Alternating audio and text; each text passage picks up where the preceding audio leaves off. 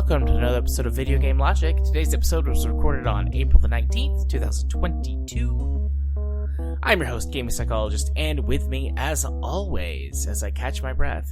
And think about it really hard, Caffeine Rage. On today's show, we will, of course, discuss the games that we have played. We're going to have a couple of topics coming straight from Community Corner. A California lawyer quits over allegations that Newsom meddled in Activision's case. And ads reportedly are coming to the Xbox free-to-play games later this year. Finally, we should have a Steam Discovery queue this time. Maybe things will get in the way of it, but seems unlikely. Timestamps will be in the show notes following their respective topics. Hello, Rage. Hello. What's crack-a-lackin'? Not too much. Just kind of a boring day, or semi-boring day. Right. Nothing wrong with that. Trying to keep a very inquisitive cat out of boxes, because I still have boxes everywhere, because right, we're lazy. Yes. And also it's kind of the indeed. Perpetual thing. And just haven't moved them down to the basement. And Nimbus has decided to start exploring her environment. And that involves crawling into sealed off boxes and trying to drag things out of them. So she got sprayed with the water gun, and she's very upset about it, as you do, right? As one does, especially of the feline persuasion, being upset about that. Yeah, she gets very vocal about it, considering she's deaf. Yeah. I mean, she had a high odds of being deaf anyway. She's white with blue eyes. Post 6 months. So, a form of albinism. Yeah. Albinism, that's a fun word. Yeah, she's an album. Which one? Or, as Sean Connery would call it, an anal bum cover. Oh, indeed. Indeed. So, I don't know how to transition, so I'm just not going to, in a clever way, and say, hey, Rage, you want to go talk about the stuff that we played and did this week? Well, it never stopped you before. That's right. I was going to ask, did you want to cover your thing first? Or at least one of them? Since I'm making a little bit of a sandwich, I will go first and then last. Send help. So this past week, I went to go see Sonic 2, the sequel Sonic movie. I took my kid to go see it. Fun fact, the first Sonic movie was the last movie that we saw pre-COVID. And the second one, the last movie you see post-COVID. Touché.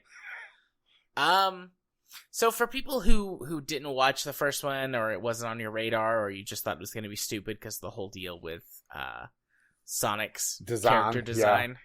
Yeah. It was pretty good. There were some parts of it, especially in the beginning, where it's kind of slow. But once it ramps up and it gets going, it's a good movie. Fun. I mean, it's we're talking like a B- kind of movie, but that's a lot of fun to take a kid to, or if you just want to go turn your brain off for a couple hours and kick back. Yeah, I believe I believe the phrase I keep using for it is better than it has any right to be. Yeah, absolutely. And also pure a mid-90s Jim Carrey. Yeah. So that was the first one. The second one is essentially more of the same, but with improvements. They added more Sonic characters, which, this I don't think is a spoiler, because it's on the trailers and the posters and stuff. But Tails and Knuckles are both in it, and they have good chemistry. The actors, maybe this isn't true, but it feels like they all got together and hung out for a few days before they hit up a recording booth together to do the voiceover work. They had good chemistry. They were good. They brought Jim Carrey back as Dr. Robotnik and just let him turn his Jim Carrey-ness dial up a little bit more. And he gets to do that for longer during the movie. And then they, just told one of the classic Sonic stories that has come up multiple times across multiple games. I won't spoil it, but is it the one where he gets the rings and runs really fast? That's part of it. But anyone who's played the games might be thinking about what it could be, and you're probably right. I won't spoil it. Though, in case you're wrong or you haven't seen it or played the Sonic games. But anyways, they focus on the stuff that worked. They added more of that. They cut back on the stuff that didn't. The first movie had a lot of focus on the human characters, and they're barely in this one, which is good. What? No Donut Lord? He's still there, but he's maybe 5 minutes of screen time. Good enough. Yeah. So, there are humans around. They're on the planet Earth, but they're not a prime focus of the story anymore. Well, you can't call it Earth, otherwise Will Smith will come out and smack you. Welcome to Earth. But, yeah, so they focused on the things that worked. They took away the things that didn't or minimized them. Overall, it was a really fun movie, and they're doing the Marvel thing where at the end of every movie they tease the next one. So they tease another big Sonic character reveal, which after you're like, oh, Sonic, Tails, and Knuckles. Nails and Tuckle. Nails and Tuckles, that's what I almost said. But, after those characters, it's like, well, who's left? Like, you could probably figure out who's left without me having to say it, There's a relatively small stable of the big, quote-unquote, big Sonic characters, even though he's got a pretty big extended lineup. So, well, I'm just waiting for the jiggle physics for the bat creature. Right. Ruby, or whatever her name is. Does it really matter? Yeah, no. It's Tits McGee. Bat Tits McGee. But anyways, it's a solid, B movie. I had a great time. My kid had a great time. We had fun watching it together. It's not a masterpiece. It's not trying to be. It knows it's a video game movie, and it leans into that. And 2 thumbs up. It was pretty good. Honestly, that might be the way to do a video game movie. Because either you get these really overly serious pieces, or you get something that's vaguely tied to a video game. But is it really fair to invoke a Uwe Boll movie? I mean, really? Probably not. Although you're allowed. It's our show. You can do whatever you want. I mean, we're just now starting to really figure out how to tell a game or tell a story from a video game in a movie without it being stupidly long. Right. And it feels like it should have been done before, right? Feels like it should have been, but it very clearly hasn't. I never saw the Warcraft movie. It was supposedly fairly good, right? I feel like it was in a B to B plus range. It wasn't great, but the special effects were great. It did lots of cool, Warcraft battle scenes. The characters were there. The biggest difference I can say between the Warcraft movie and the Sonic movies is, like, with Warcraft, you really needed to know some of what was going on. They really expected you to know who these characters were going in, the big characters. Whereas with the Sonic movie, it's like, everybody's probably got kind of like a passing knowledge of who Sonic is, but the rest of this stuff doesn't matter. We're just going to have fun with it. And that works really well for it. It's like I said, it's very tongue-in-cheek with everything. It leans into its inherent silliness. It's good. I'm going to see it again. I'm not going to go to theaters. I'm not going to pay, and do all that jazz, but I would happily watch it again. So yeah. What did you play this week? So this is the second game that's kind of loosely tied together the previous one, but not really. I jokingly have it in the show notes. Pocket Monster Hunter, also known as Pokemon Legends Arceus, or Arceus, if you want to mispronounce and annoy Anita. Right. This is essentially take Monster Hunter and Pokemon and mix them together. It's a strange game and not what people were expecting this game to be.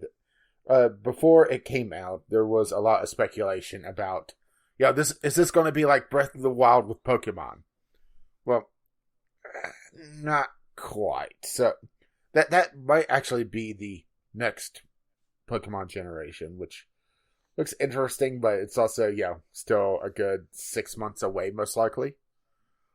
Yeah.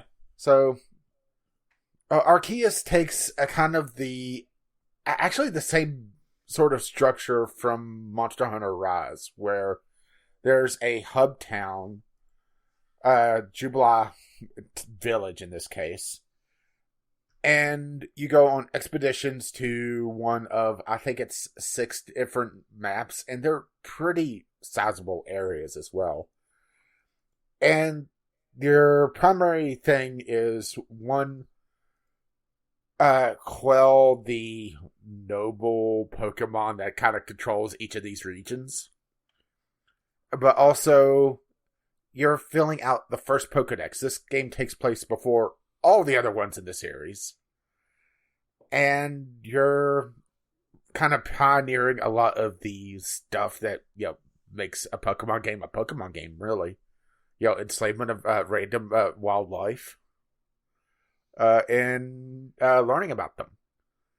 But it does do a few things quite different. One, it actually gives you a reason to mass catch and decimate the local ecosystem. So, like I said, you're building the first Pokedex, and it's not just you have a little PDA that you point at something and it magically knows everything. It makes you feel a lot more like you're researching these different creatures, where there's levels of research, and as you go through the levels of research, it unlocks more information about them.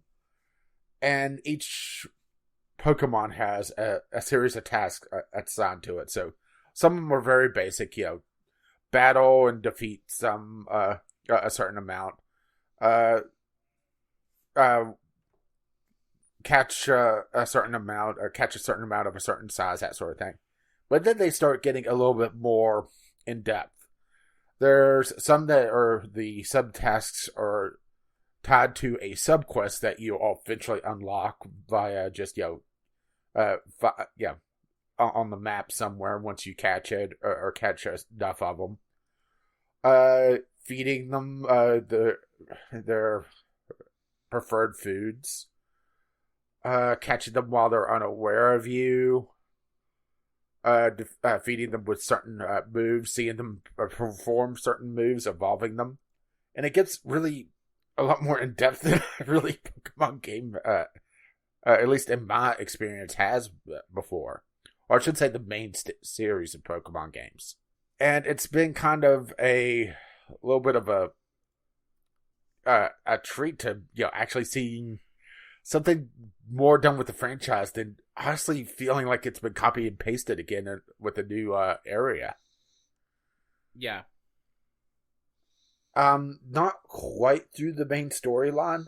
I think the main storyline is 20 primary missions, which I think I'm on like mission 15, which doesn't sound like a lot, but these also span entire areas of the map, and they're also sometimes tied off to your Pokemon or your Pokedex level. So as you progress through and learn about the different Pokemon, you gain stars, which kind of take the place of the badges in the original game. And each of the 6 areas are tied behind 1 star each.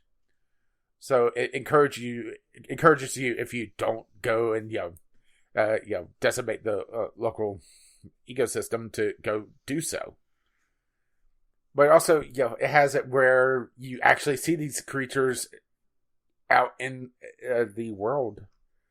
And I'm, like I said, I keep wanting to say, like never before, but the Pokemon Snap game that released last year does this as well. So it's more, one of the first times you see it in the main series, where you'll see like Psyducks, just swimming around and doing their own thing,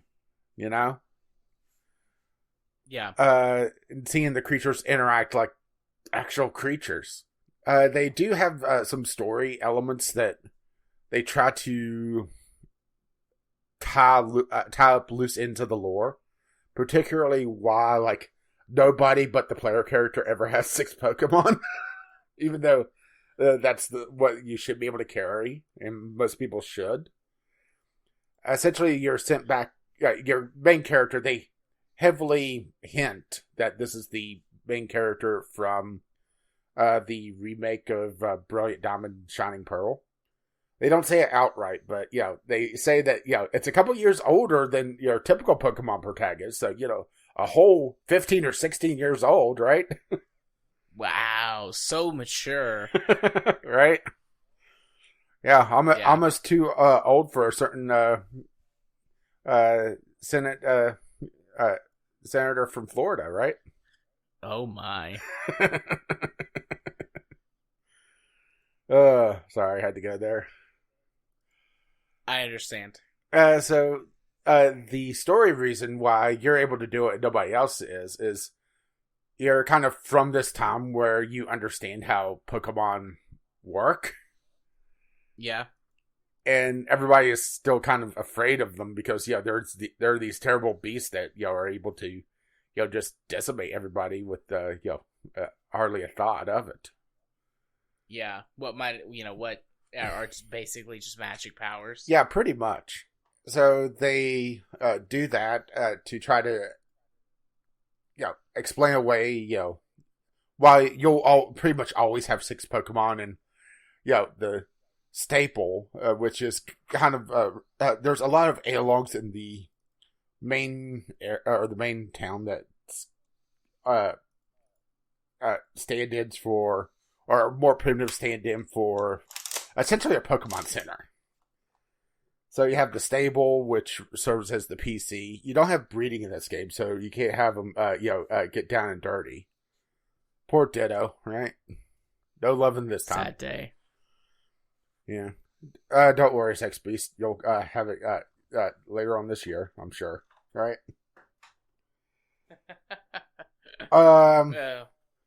You have a few trunks that you could access that is your storage for random items.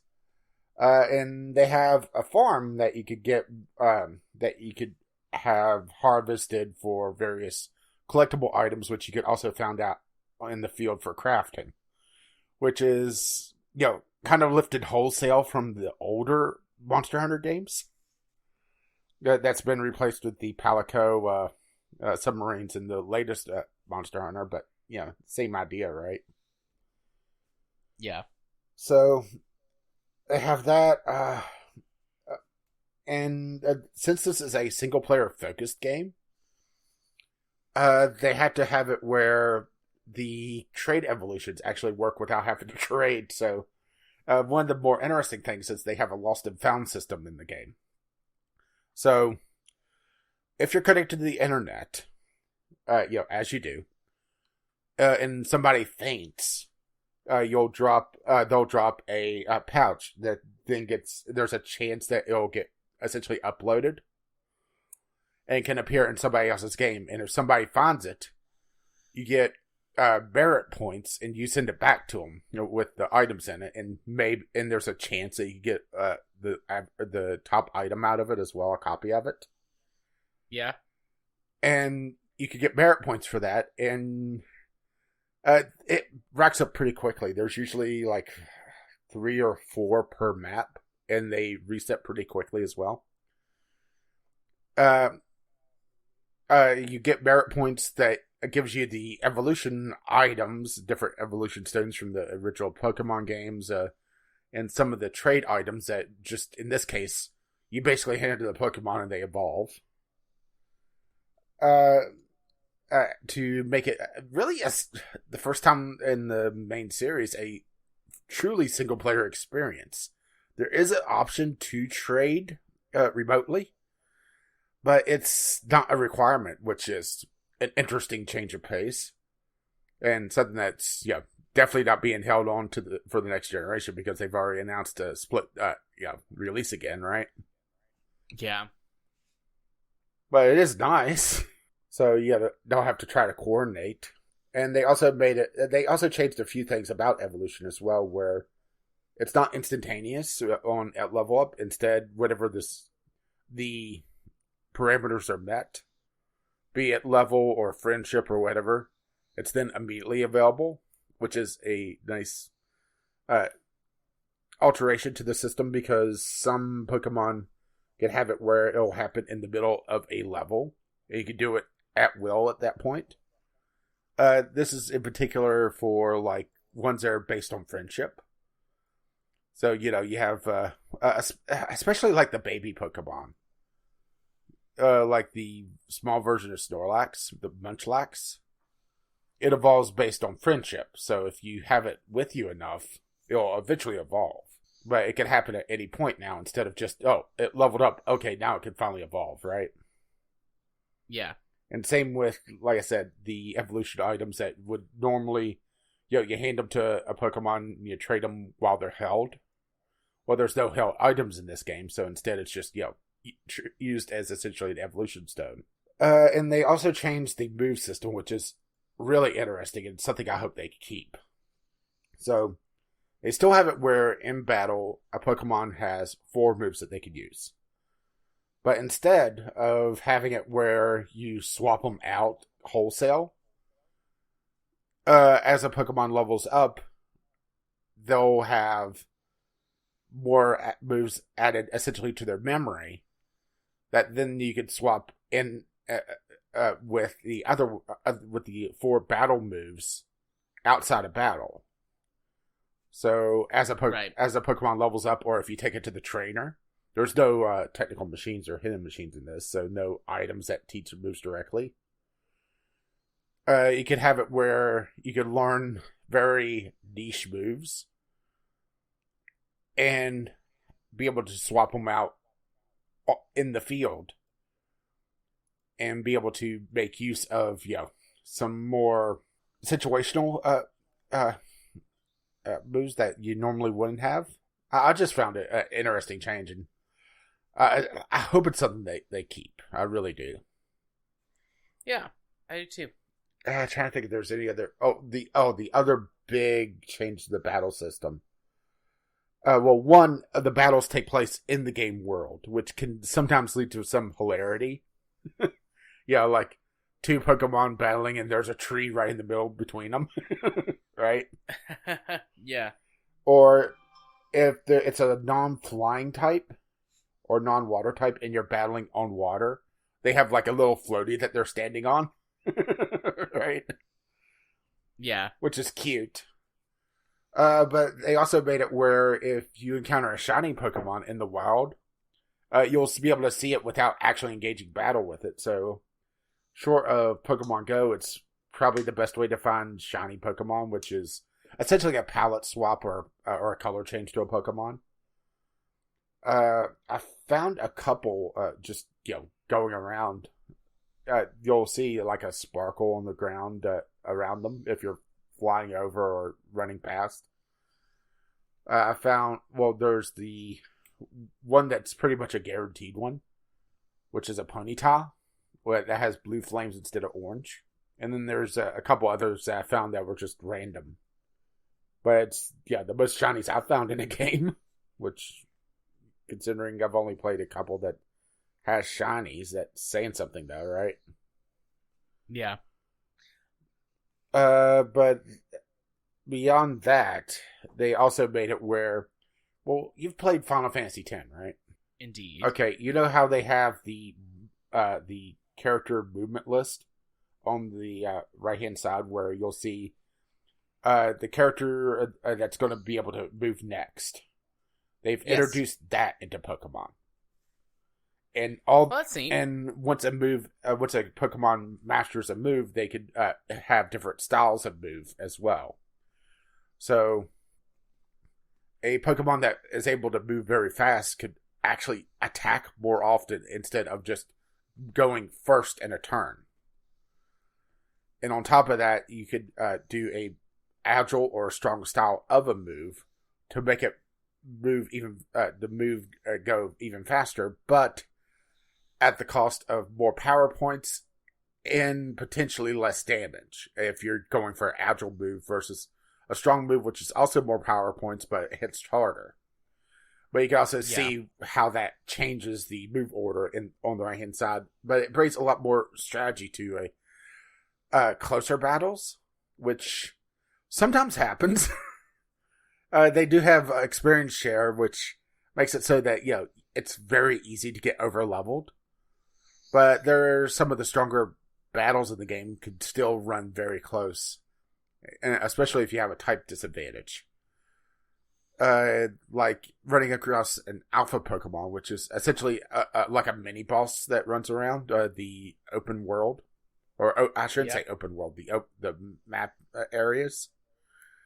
They're essentially larger versions of the normal types with elevated stats until you catch them, of course, then they lose that.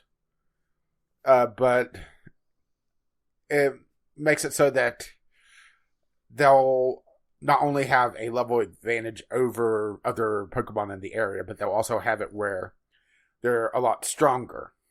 So, it makes it so, like, if one's a level 60, it might be the equivalent of, like, a level 70. I'm not sure if that's exactly how far it goes, but close enough, right? And it makes it a lot more difficult. And brings a lot more strategy into the game, which, is nice. Yeah. Playing Brilliant Diamond, honestly, I didn't really hit a snag until I got to the Elite Four, which is, end game.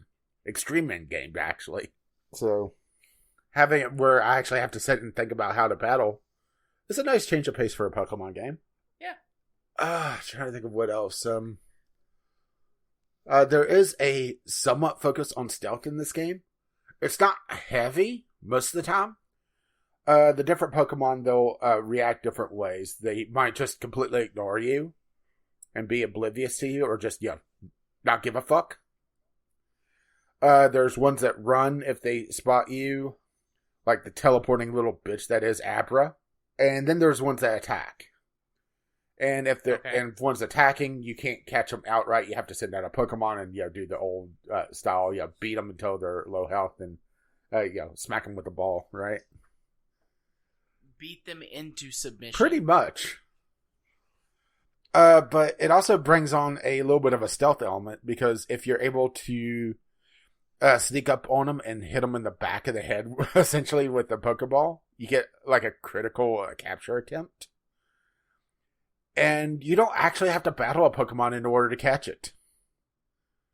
Which is interesting, right?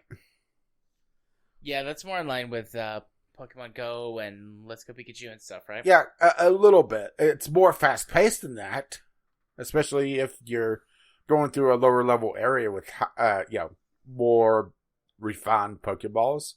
There's still the, Pokeball, Great Ball, and Ultra Ball. There's no Master Ball as far as I can tell. But, hitting something with the critical capture by surprise, especially if it's eating, is close to a guaranteed capture if it's, significantly lower level than you. So, it's kind of weird. It's a reversal of pretty much every other of the main series Pokemon games, where going to the grass makes it more likely that you're going to catch a Pokemon instead of just having to battle it. Right. Because you could crouch down in the grass and sneak up on something.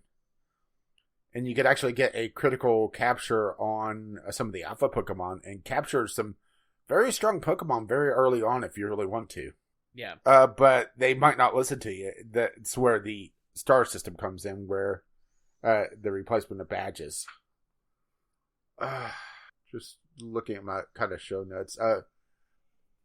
They do have multi-Pokemon battling, but for some reason they chose to have it be a disadvantage on the player.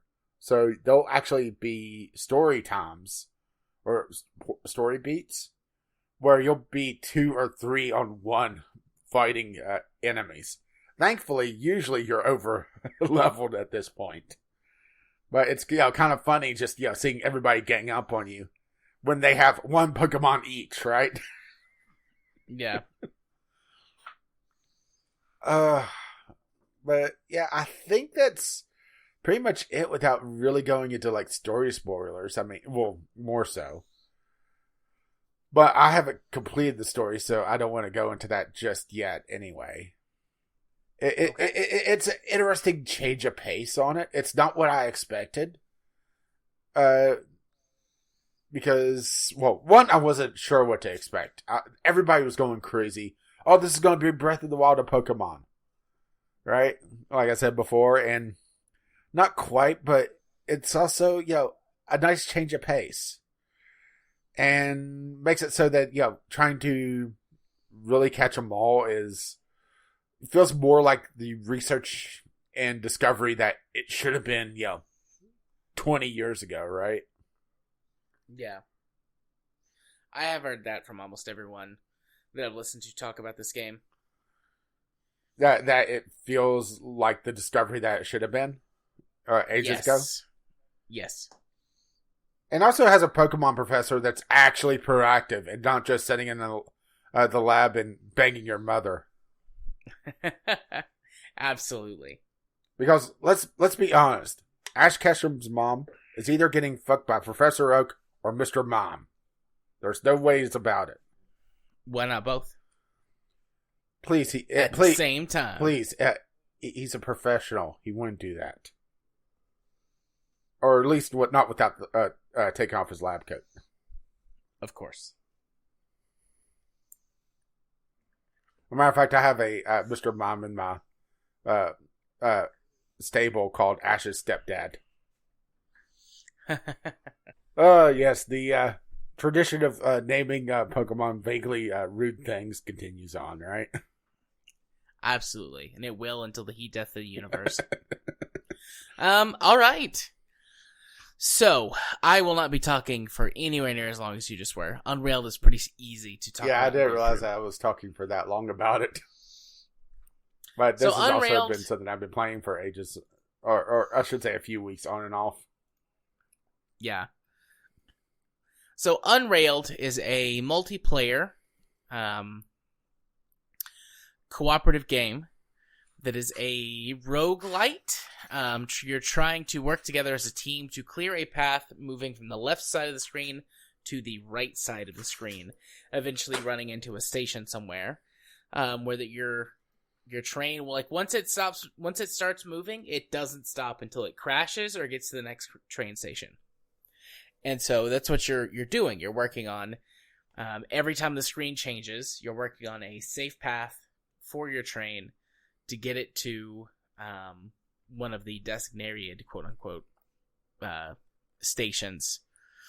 And there are obstacles along the way. There might be woods in the way. There might be rocks in the way. There's enemies on the map. There are random creatures that block the way. There could be water. And you and your team have to work to circumvent these issues to the best of your ability.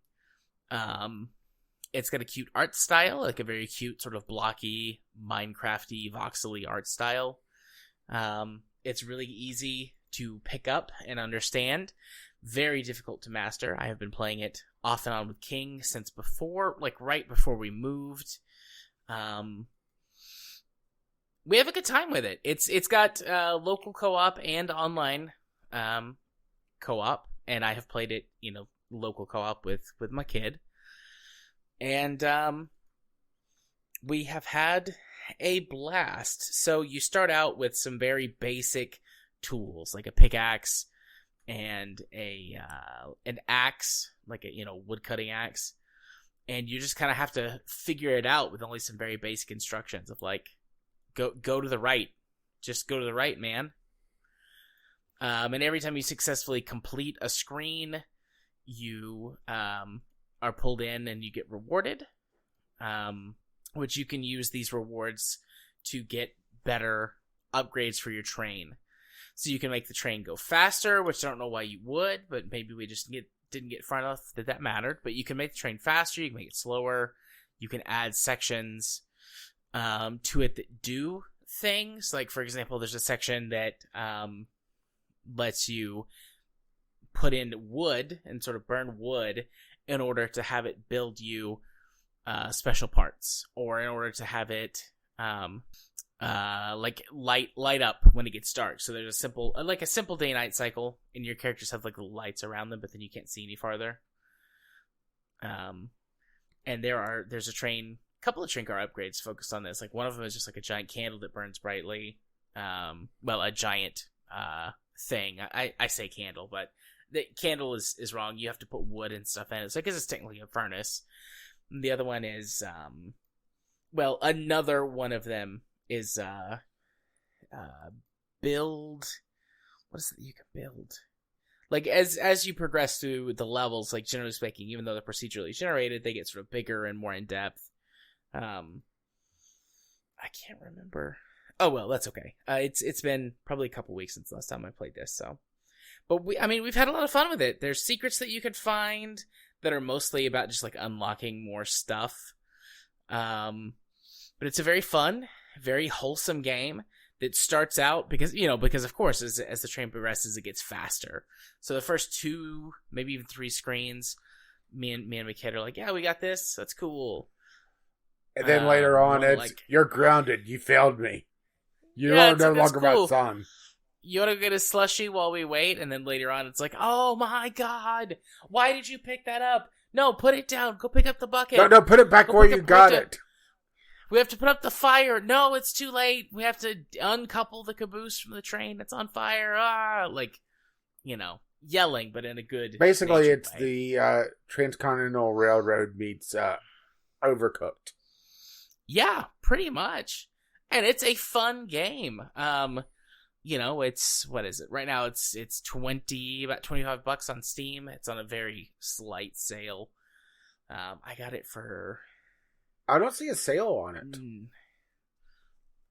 Wait, that's the bundle. I'm sorry. Buy Unrailed supporter bundle, 8% off. Yeah, that's just the bundle. Mistake. So it's $20 for the base game. I was looking at the wrong one. That's my bad. $20 for the base game. I think I paid 10 for it or something like that. It does look like there's a Dialectic multiplayer bundle that's on sale, but that's just shy of $50. For my complete the package. Yeah, but yeah, it's good. We have had fun playing it. We will have fun probably when we come back to it and play it. I don't know if there is a win condition. I doubt it. Usually these games don't have them, but the only winning move is not to play. Right. Touche. But yeah, all right. That's it for me. See, much shorter. The game is skill based, so it's easy to learn and then really difficult to master. So, yeah. Are you ready to move on to our news topics? I think so. I was trying to read some of the second one, but I'm ready for the first. Yeah, so our first news topic of the night, and both of these are Community Corner suggestions and the submissions. Yeah, it was a slow news week otherwise. Yeah. But so the first one, California lawyer quits over allegations that Newsom, that should be Governor Newsom, meddled in the Activision case.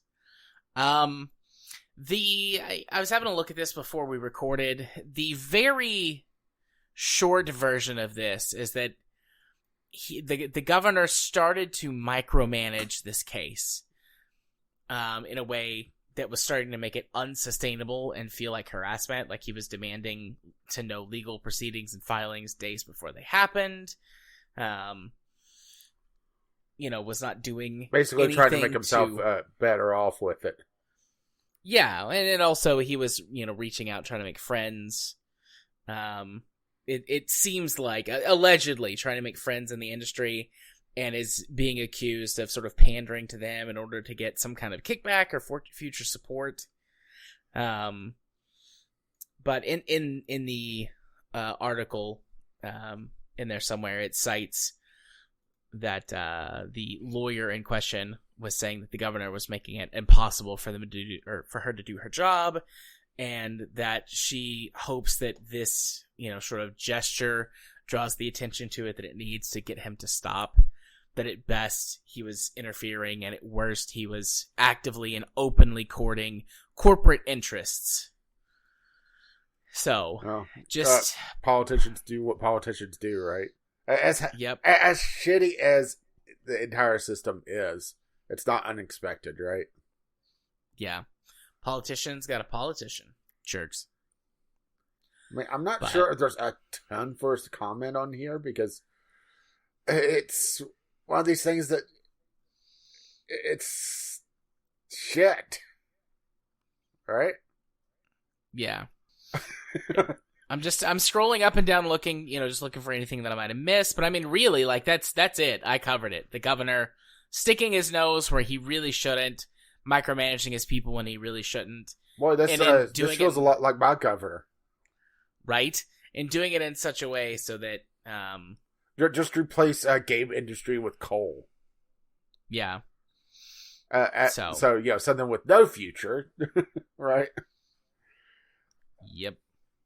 And I will say that, it doesn't matter which political party a politician's on. If they have a corporate interest and want to pander, they will, do it. It's just his political party is less likely to, kind of sit back and let it happen, right? It's not become the modus operandi just yet. No, not yet, but... I'm not saying that it won't, though. That's the scary thing, huh? Yeah. So, yeah, that's that for that news topic, I guess. Yeah. Which one are you taking over? Speaking of corporate interests, ads reportedly are coming to the Xbox free-to-play games later this year. So, this is one that I've mentioned that makes sense in some areas, in some genres. Yeah. But I'm still not sure how I feel about this. So the idea of this is that Xbox Series X and Series S, and I still fucking hate those names. Can you make them less ambiguous? Can you get Nintendo on the phone to get a worse name, please? Right? Yeah. The Xbox next-gen consoles, their free-to-play games, they're working on having ad support in them. But they've already come out and said that they're looking at essentially billboards in-game. Which is less egregious than what I immediately thought of. Like sponsored skins, splash screens, that sort of thing. But it's never just stops at one thing, and that's what really scares me about going here, right? Where we talk about, it wouldn't be so bad if, like in Burnout Paradise, there was billboards that you could crash through that was sponsored, or the other one that I remember somewhat egregiously for in-game world was actually Alan Wake, the original Alan Wake. Remember the Verizon billboards? Where they're nothing like a Verizon billboard. It's just a plastered ad that looks like it just sticks out like a sore thumb. Never mind the fact that you're using Energizer batteries the entire time, right? Yeah. I think it was, or was it Duracells? No, I don't remember. Oh, damn. I just know that they're shit batteries in Game World, right? Right. Now I need to go check. No, they're Energizers. Remember, the Energizers last for a whole of 30 seconds, right? They just keep going and going and going and going till they stop. Which that's kind of the downside of a product placement, huh? And why you see so many of these car games that have licensed cars that take absolutely no damage, right? Yep. But the long and short of this is that they're looking into essentially billboards and in-game world ads instead of what immediately jumped to the forefront. But will it really stop there? Really? Right? Probably not. It will probably pause there for a while everyone is like, let's see how this goes. And then they will, because it's Microsoft and they tend to handle this stuff pretty well, they'll treat it with respect initially. But then eventually the floodgates of shit will open up. Yeah, the article, at least the Tech Raptor one, brings up that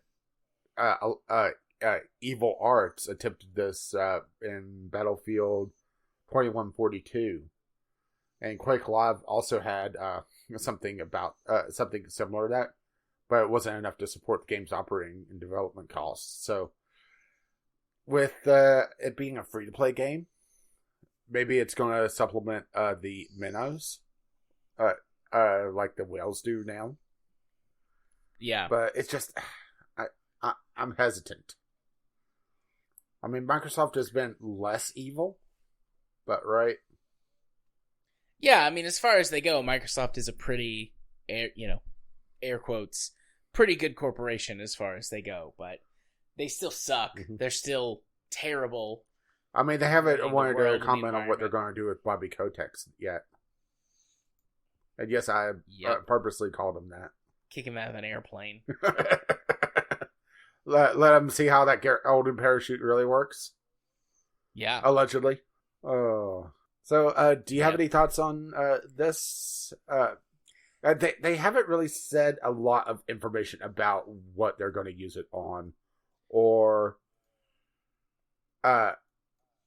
what games. They have the main thing is that they said that they're not planning on using it in their premium games, and I just have that kind of sarcasm quote. They haven't no plans of put in their premium games yet. Yeah.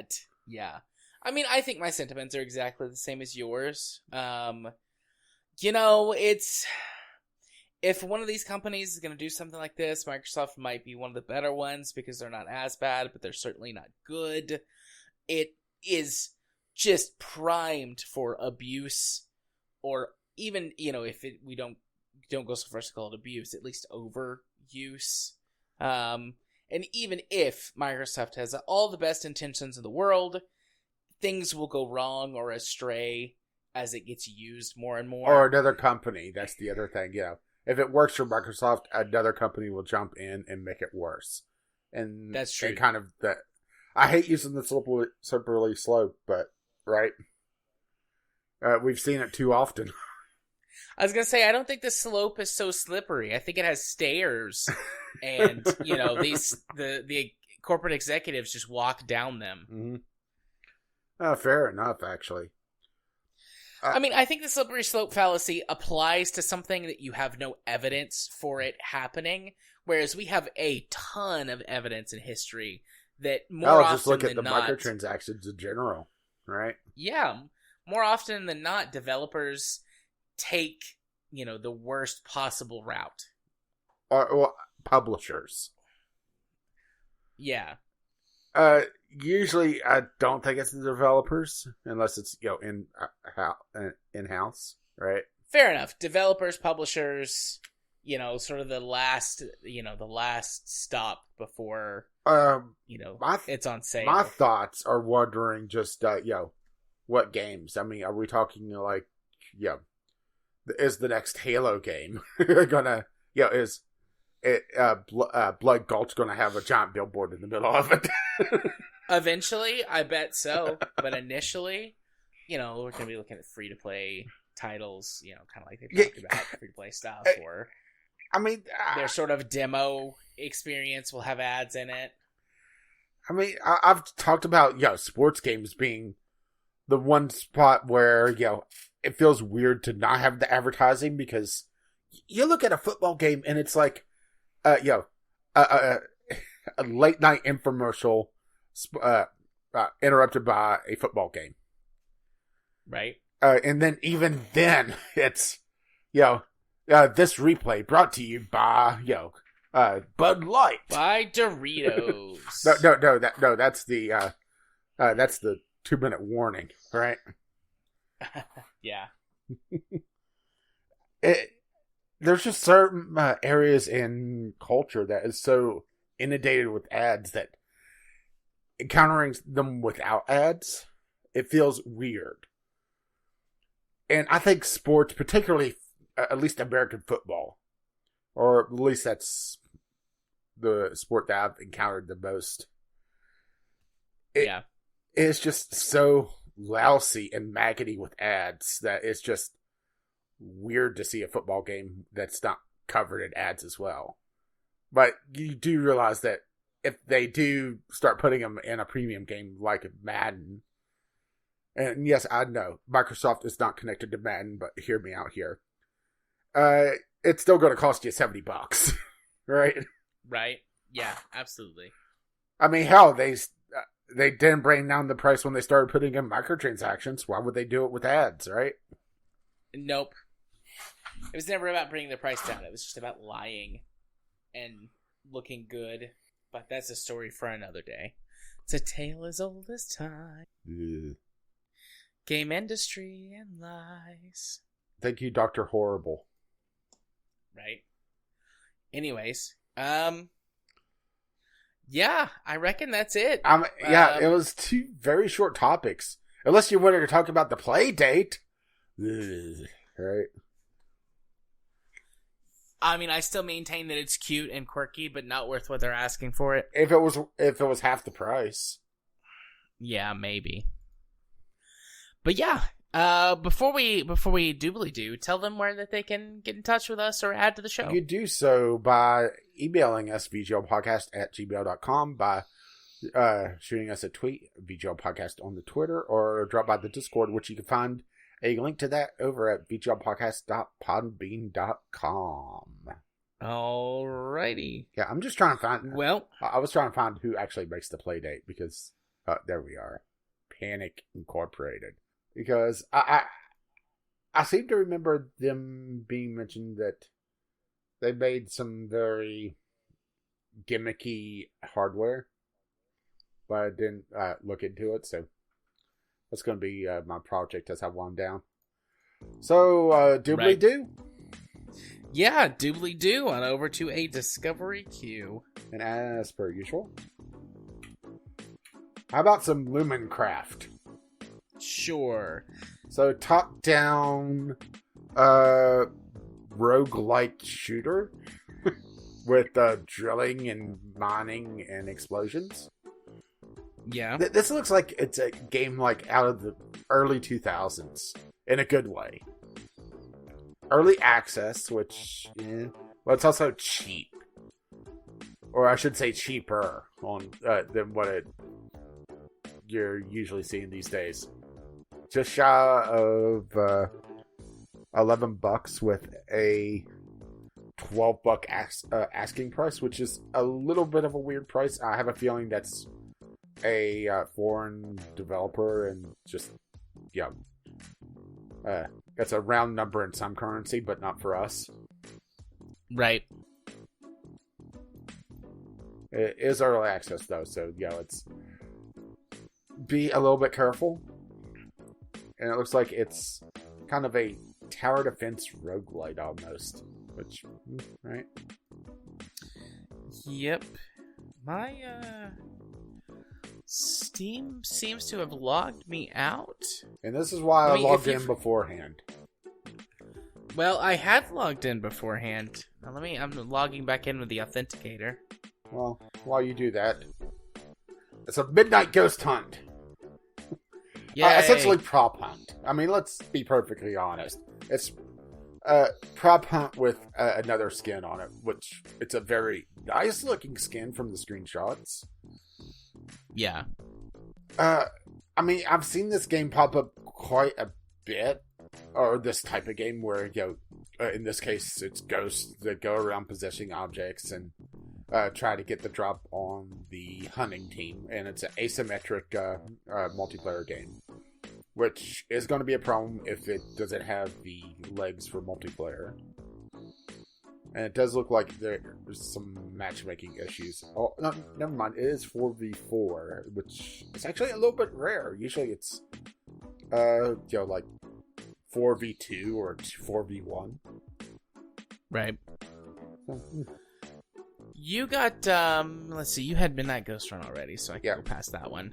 Although I will echo, it looks cool. Yeah, it looks nice. I imagine it'd be a really good party laying game, Yeah. So, yeah. All right. Here we go. Here's one. Are you ready to have your mind blown Go for by what is undoubtedly the greatest game of all time, forever and ever, Cat Cafe Manager? I've actually seen that pop up on... can you get on my list so I can pay something? Yeah, sorry. I've seen that pop up on both the Switch eShop and on Steam. I didn't have in my queue, at least not yet. Yep. I've seen some mixed reviews on it. Yep. It seems like a business sort of building and management game, maybe with some... Maybe I could just be misinterpreting this, but maybe, some light puzzling elements where that you're managing a cat cafe and growing it. Not quite like that. I've read some reviews on it because, let's put it this way, Adidas saw it over my shoulder, so I looked into it a bit more. So if it was a good game, I was going to get it for. It's very buggy. It needs a flea bath. Fair enough. It promises to be a cozy game, but it's not. It's very hectic. It has some performance issues, particularly on the Switch, which, looking at it, it shouldn't, right? Yeah. And also, it's a messed up currency, so different characters will pay you in different currencies that you do different things with, and it's just weird. Right. Fair enough. Well, it looks neat. Looks cute. So, I got the game of the year. I got Car Detailing Simulator. Nice. I'm not going to shame this one because we've seen some games that just are meant to be just kind of goofy simulator that you just chill out and relax with, and this looks like another one of those that it's meant to just get the kind of the idea of it and just sit there and wash a car and wash wheels and get scratches out of cars and repaint them potentially.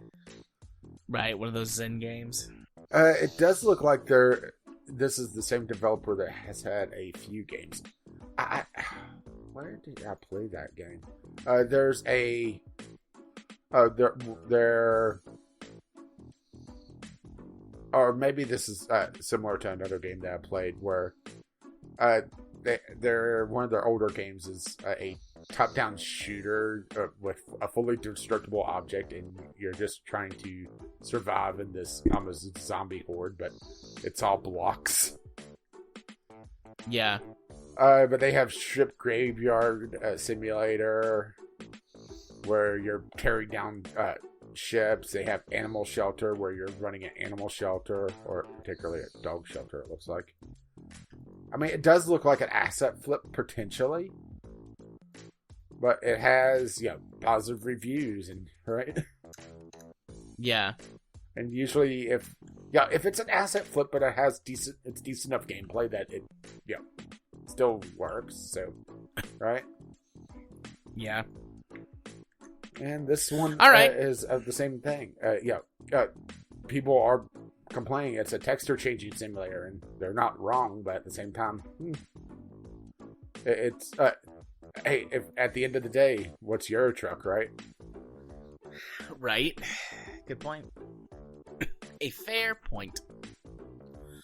Alright, I got Dungeon Alchemist, which is a tabletop map making software that's very, very in 3D heavy.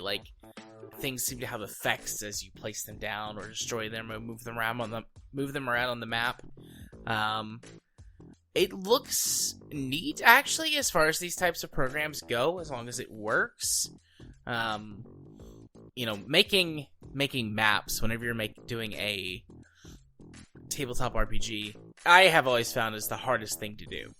And I have aphantasia. I can't visualize things. I have to go through trial and error of a lot of stuff before I find what it is that I'm actually trying to create. But this might have, as many problems, but if it went fast, I don't know. It looks very cool. The interface is very slick. Hopefully it would hold up. It's been out for... how long has this been out?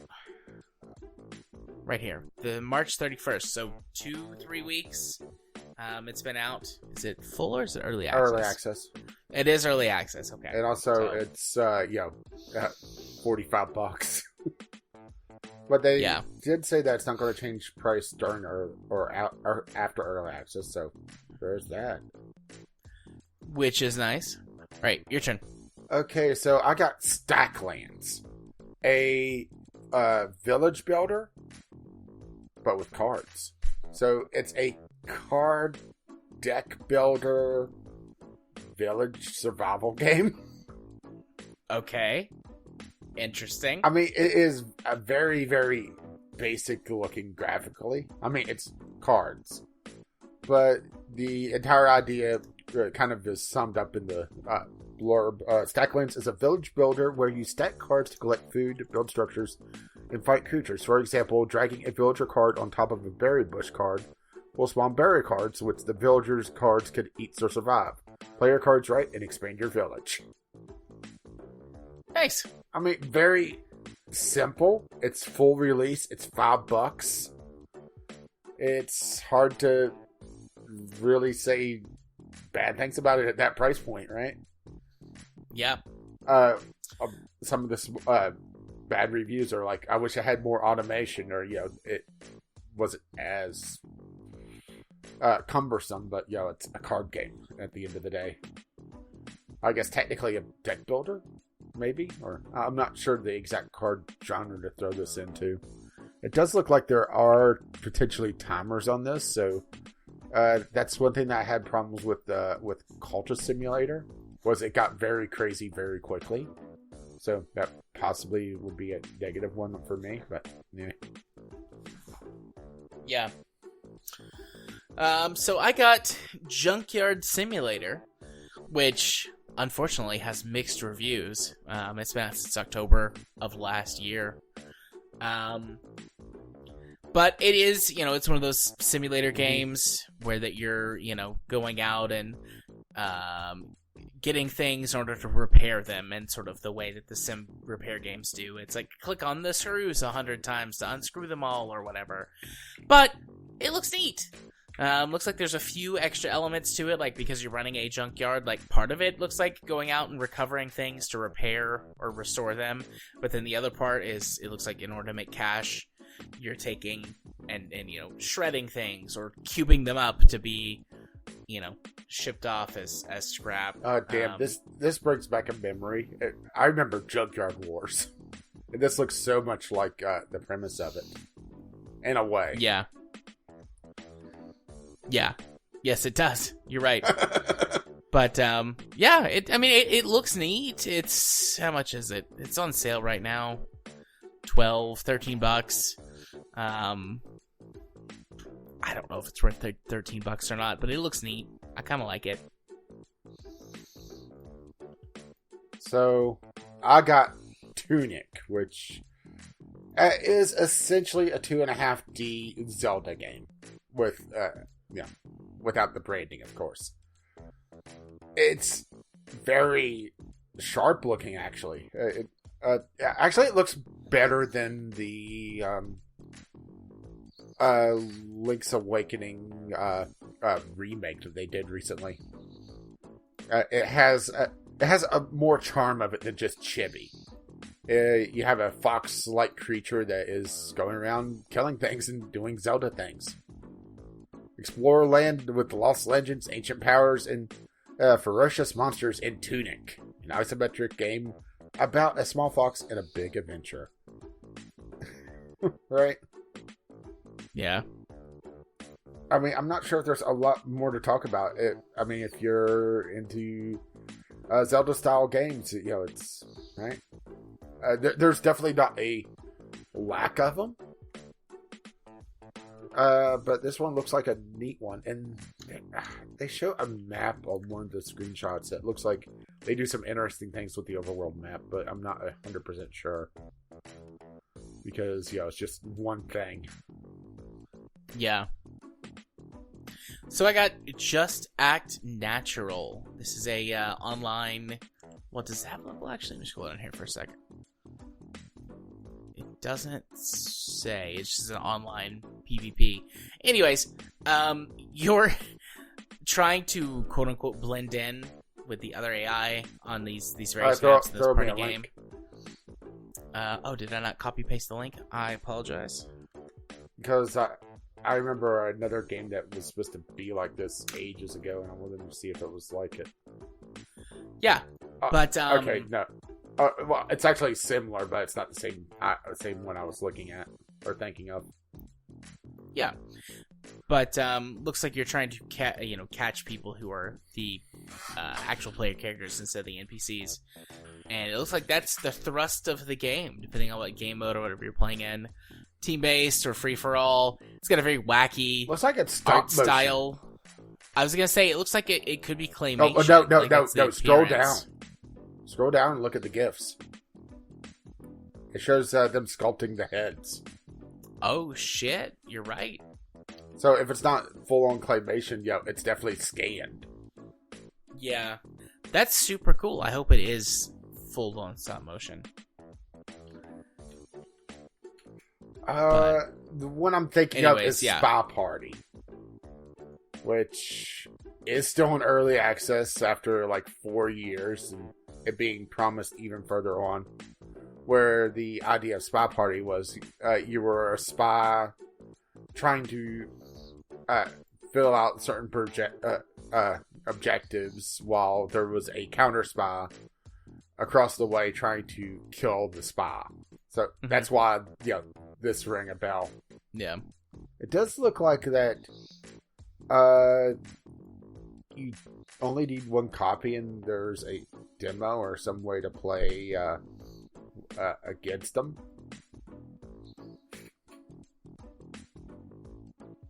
Yeah. Everything's handmade. Yes, really everything. Everything is hand sculpted out of clay and photographically scanned into the game. So it's not full on claymation, but they definitely get that style down pat with it, huh? All right. What else have you got? Yeah, I was just looking at that a little bit more, and that is free versions are able to play against the premium ones. So I got ABRISS, Build to Destroy. Essentially, take Besiege, but instead just belt your GPU with it. This popped up on PC Master Race a couple months back. And it's finally out in early access where the whole idea is you're trying to destroy levels. Much like Besiege, but instead it's all physics-based. And with lots of explosions and flying debris and a lot more complex. Oh, and also lasers and rockets and that sort of thing. Just watch the trailer for this, right? Okay. Yeah. It's basically Besiege, but if Michael Bay made it.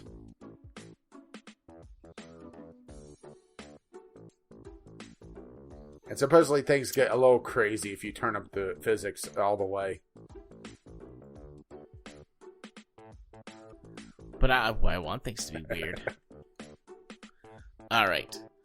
It's my turn, yep. Yes? If you have one, that is. Okay. So I have Crystal Project, which looks like the very old, like Final Fantasy 1, 2, 3 style of Final Fantasy, where that it's more 8-bit sprites as opposed to,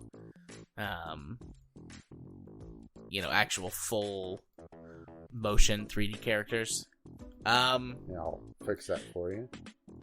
This is a JRPG. I would hope so. Right? Right? Yeah, JRPG. It's supposed to, they make a big deal on the store page about it being a non-linear storytelling, which doesn't seem like that big of a deal, but maybe it is if they're scripted events that happen, throughout the process of the game. And also no random encounters, which is interesting. Yeah, no random encounters. This looks pretty good. The job system looks really in depth. Not not the most deep job system I've ever seen, but it looks like it's more involved than a good chunk of modern ones. Each job looks like it has its own skill tree. Yeah. I think. So, I got Coromon. The latest in Pokemon ripoffs, right? Right. It does look like they're leaning more into the idea of trying to not go super high depth for this. Instead of, trying to embrace what Pokemon was back in the day. A RPG first with, enslaving and, battling creatures. So, Coromon is a modern take on the classic monster taming genre. Tame Coromon and explore a vast world filled with thrilling turn-based battles, brain-twisting puzzles, and a mysterious threat to the world awaiting defeat. Nobody said a battle researcher was easy. I'm not sure if anybody ever said that. But, yeah, it definitely looks the part, at least. Yeah. But one thing that I think a lot of these games have missed is the creature design. And Pokemon always has this kind of mixture of a weird, but cute and cuddly. And even the most, god-destroying creatures, they don't look overly menacing. And this, at least from the screenshots, looks like they get that better than most of these games do. Yeah. So there is that, and that one character is definitely holding a totally not Pokeball, right? Right. So I don't have any more in my queue. I got 1, 2, 3, 4, 5 out of it. But I had a couple of porn games that I obviously couldn't talk about, and then a couple of the games that were on your list. Yeah. Well, I'm running through the last of mine. I have 2 more after this. That does not look well. I had an expansion for Back for Blood. So, right. Because I got the Humble Bundle, right? Yeah. A Gearbox published game that has very mixed and hardly any reviews. So I'm just gonna skip that. Weird West, which actually popped up on Game Pass, and I haven't gotten a chance to play it yet. So let's paste that in, as I also should fix Coromon in the list. Paste it in. Pasted in Weird West. Nice. Survive and unveil the mysteries of the Weird West through the intertwined destinies of its unusual heroes, an immersive sim about co-creators of Dishonored and Prey. Or from the co-creators of Dishonored and Prey. And it looks, weird. It's basically horror, possibly a little bit of like Darkest Dungeon. Only set in the West. And it definitely does not look bad. Not at all. I've had sometimes an issue with Devolver Digital and being, just not for me. But they usually publish at least decent, if not good games, Yeah. I may take umbrage with, what they did to Shadow Warrior. But they're not terrible games, it's just they're not what I wanted out of Shadow Warrior. So, good of you to be mature enough to recognize that difference. I feel like I should do something immature now. There you go. Good job. But I'm probably going to try this one on Game Pass. I'm pretty sure it's coming out by the end of the month. I think it was in the upcoming list. So, I'll try that one out. And let's see, I got one more on my list. Let me take a quick look-see. Okay. So I also need to fix my list. So, Shadows of Forbidden Gods.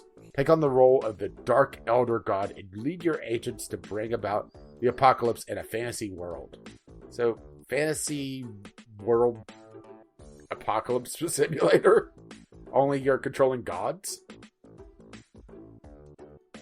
Yes. It looks like it's an absolutely ancient game, doesn't it? Yeah. I mean, sometimes you hit these indie games that, they look like they're straight out like the 2010s or 2000s. But this one looks straight out like early 90s almost. Well, it says November 2021, but I'm guessing that's the date that they, approached Steam and were like, we're publishers, we can do this. Mm-hmm. But that's also the thing is that, graphics aren't everything. Yeah, true. I'm going to do a quick Google search on this and see. It looks like it is a pretty new game. It's just it has a very, very, very old art style. Right. Which, is definitely not a bad thing. It looks like it's also about chaos theory somehow. At least, according to the fluff piece from Rock Paper Shotgun, which, they definitely don't try to, bolster their games journalism, right? No, never. They don't ever try to do that. They don't ever try to do that, ever. No journalistic entity ever tries to boost their word count. So, yeah, I mean, it's definitely an interesting one. And that is actually the end of my queue as well. Nice. Well, hey, Rage, why don't you hit him with them socials? Well, I've been Caffeine Rage. You can find me occasionally tweeting over at Gaming with CR, or if you wish to be my friend on Steam and have me, I wouldn't be tweeting at you there, but I'd be doing something. Caffeine Rage there. You been? I have been Jared. You can find me on Twitter at JMA4707, where that I might be, you never know what you're going to find with me on Twitter. Well, just don't offer you a Subway sandwich, right? Right. Well, I mean, you could. I would still eat it. I mean, I'm not Jared Fogle, but I would still eat it. Fucking free sandwiches. Anybody wants to come offer me a free sandwich, I will take you up on it. But anyways, you can also be friends with me on Steam, or not Steam. Well, I guess you could, but first come be my friend on Discord. Right. First come be my friend on Discord. I also show up on a regular Twitch streams that are not ran by me. You can find those at twitch.tv/runicarts. I am running a game about big stompy robots, and am playing in one where I'm an evil vampire man who eats people for fun. Also known as your real life. Very true. Or Very at least if, what you are in Sarah's mind. Right. I'm a Satanist who eats babies. That's me. That's what I do. Yeah, which, is totally untrue. We wait till they're toddlers because they're more tender and there's more meat that way. Yes. Also, totally gonna join, the Church of Satan. Oh, considering some of the stuff that they've been doing in Florida. Right. Yes. So, but yeah, those are the places where that you can find me. As we go back to the top of the show notes, once again, if you wish to contact us, vglpodcast@gmail.com with your letters, voicemails, game-related topics. You can drop them to us on Twitter at VGLPodcast as well, or if you wish to drop by the Discord, you can find us over at vglpodcast.podbean.com with a link there, as well as to all our stuff, assuming Jared ever got around to putting his Runic Arts link there, because it's not my job. You're right, it's not your job, and I haven't done it. I'll get there. I'll get to it eventually. Maybe. Oh yeah, there is till the death of the universe. True. Very true. Or until my own death and failure to either ascend to the next level, which is joining our robot overlords. In, as a robot, or myself, or with a consciousness transfer or something. I would take a pet. I would take being a pet, Absolutely. So, if you, speaking of pet, there's Patreon. Huh? No. Woo. Hey, better than some of the segues you've come up with. Very true. Patreon.com/VNGL podcast to help pay for this absolute madness. And we do thank our patrons. Our intro and outro music is On the Ground, and our Discovery Cube music is Doobly Doo, both by Kevin McLeod, and both can be found at incompetech.com. And as always, as this lovely music starts to roll across my voice, bye-bye now. See ya.